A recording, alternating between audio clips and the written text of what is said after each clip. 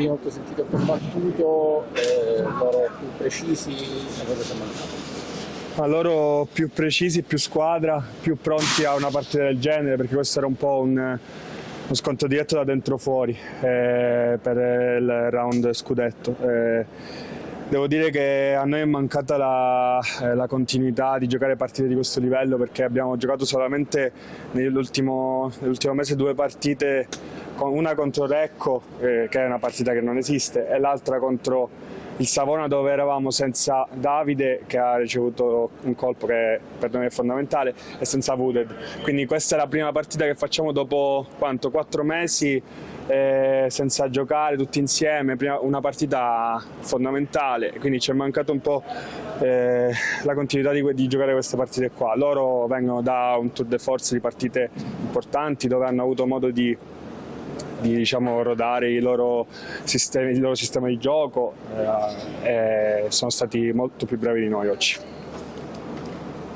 Ok, Francesco? Ecco Andrea, forse la chiave di volta anche a livello psicologico è stato quel passaggio, rigore sbagliato da Occhione, ribaltamento dell'Ortigia per il Club. Sì, devo dire che Tempesti ha fatto delle parate importantissime in un momento di partita dove loro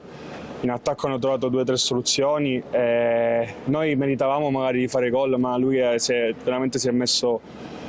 contro un grande campione, oggi l'ha dimostrato, quindi noi potevamo essere magari più precisi ad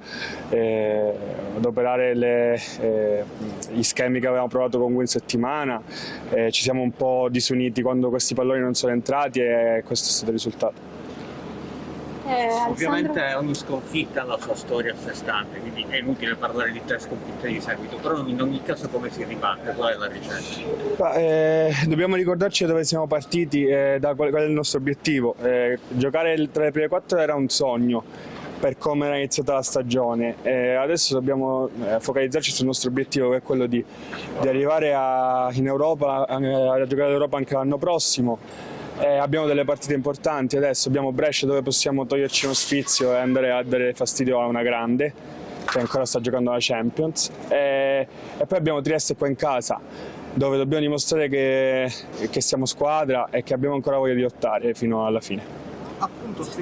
Trieste potrebbe essere l'occasione non tanto del riscatto, perché non c'è nulla da riscattare, ma quantomeno per confermare a voi stessi che potete lottare per le cose. Sì, sarà fondamentale, perché poi non è che è finita qui la stagione, adesso